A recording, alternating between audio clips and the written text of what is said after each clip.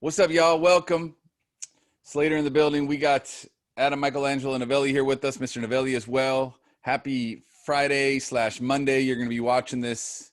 We're going to do our best to start getting some lectures recorded for you so that as we get our momentum built on those days that we meet, you can expect additional learning. Remember, we're allowed to assign up to 70 minutes of additional content outside of the class. So you can expect that to start ramping up a little bit now that we've gotten to know each other and we've got all of our syllabi sent out and expectations are laid out. We can now kind of ease into and start putting our foot down on the gas pedal. So what we're going to be doing today is we're going to be talking about authoritarian states. We're going to begin by discussing Hitler. I'm going to show you what the presentation slides look like. We're also going to talk about our asynchronous learning portfolio. We're going to kick that off right now.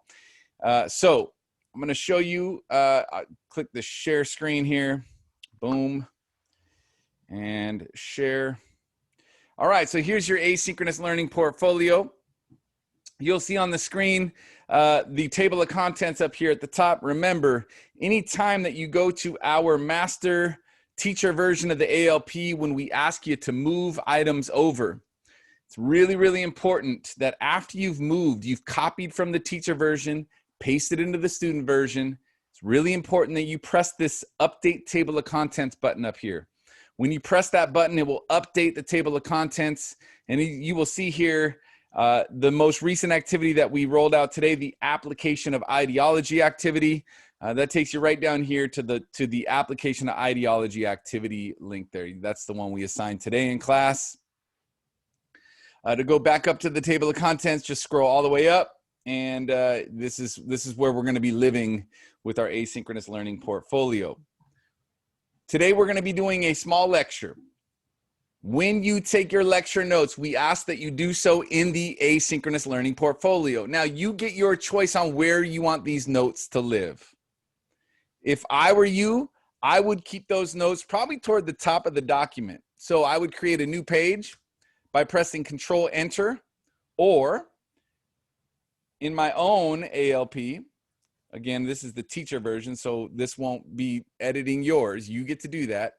You can go up to click Insert, Break, Page Break, and that will add a new page. Now, I personally like to just take bulleted notes. I don't really go with this Cornell model. However, the Cornell notes model has been proven to be very effective for some students.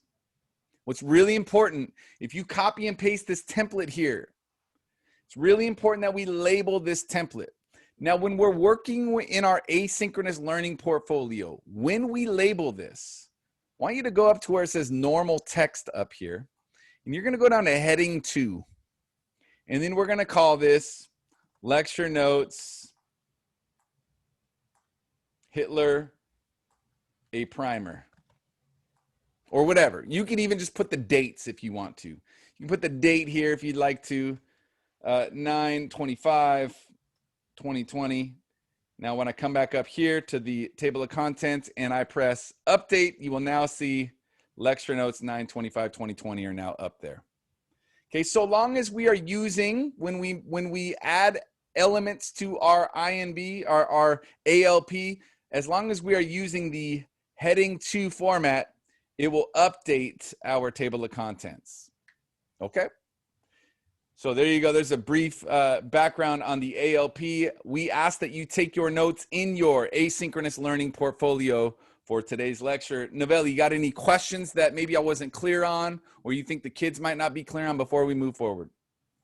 No, just keep in mind that the teacher version will update and that your personal one is up to you to update. Because we do make a copy, when we make changes to that teacher version, it doesn't update theirs.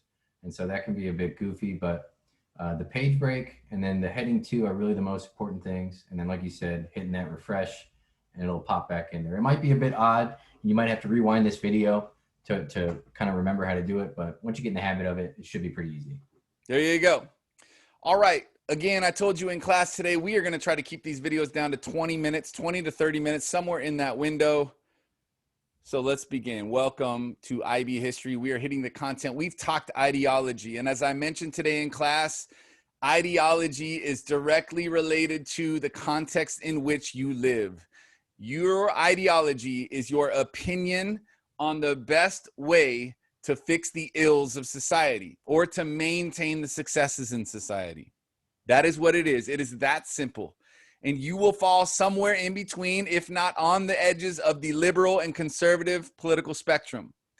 Approximately 70% of Americans are centrists. They are moderate. They are kind of both liberal and conservative. It really depends on what we're talking. Are we talking about what the government is doing with money, or are we talking about what the government is doing to control people or to regulate people?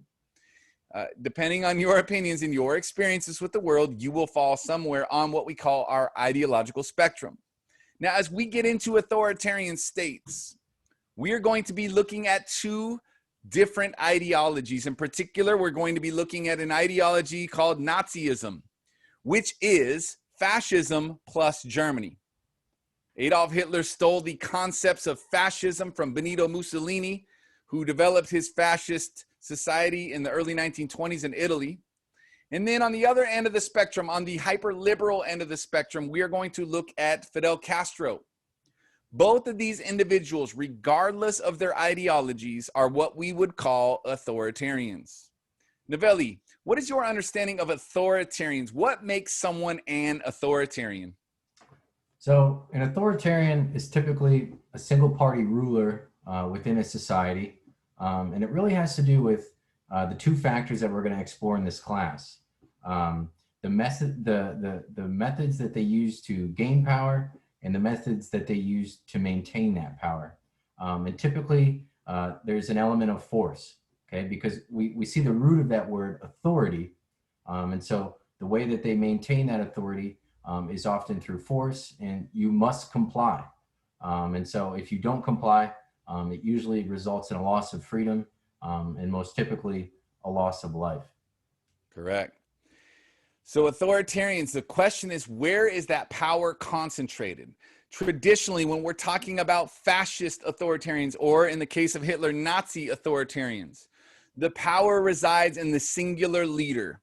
That is what makes a right-wing authoritarian in this case. A right-wing authoritarian typically puts the leader above society, puts the leader above law. Now, on the left-wing end of the spectrum, when we talk about left-wing authoritarians, we talk about power being concentrated not necessarily in the leader, but in the party. And as a result, because the political party has the authority, the chairman of that party is where most of that power is concentrated. The objective is to have the party survive over time so that the authoritarian nature of the society can carry on despite the ideological, whether you're fascist or communist. When we talk about on the left, that's where communism is at. We want that communist party to survive if you are a communist authoritarian. You want the party to carry it. Yeah, and just one thing quick to add on the left too. You know, there's an aspect of it that's kind of revolutionary, okay? In that it's typically sold as, you know, this collective revolution that is then concentrated within that individual at the top of the party. And it's sold as a bill of goods that's going to benefit all. But in the cases of when it's been practiced, a lot of times it just kind of reverts to a lot of the same practices that we see across authoritarians on the political spectrum. Correct. Now on the screen right now, you will see our slideshow. We are working on getting this thing built to be ready for the website that Mr. Novelli has so graciously built for us, generously built for us. The idea is to make this slideshow an interactive one that you can interact with as much as we can. So we're going to have little menu buttons down here that will take you to various pages. As we begin this unit, it's important to identify what the authoritarian state's big picture requirements will look like as far as the IBO is concerned. So we will have three concepts that we're going to be exploring. First concept deals with the emergence of authoritarian states. This is where we're going to spend about the first third of this school year. We're going to look at the conditions in which the authoritarian states existed and emerged, and we're going to look at the methods in which those authoritarian states emerged. To put it simply, when we look here at this slideshow and we look at essentially, to simplify it for you, what you can expect, we're going to look at the 4 ingredients that are required in a society for an authoritarian to rise. This is given all the experience with authoritarians across history, in particular the 20th century. There have been 4 ingredients present in any society before the authoritarian rose to power. And again, that is that context that produces ideology.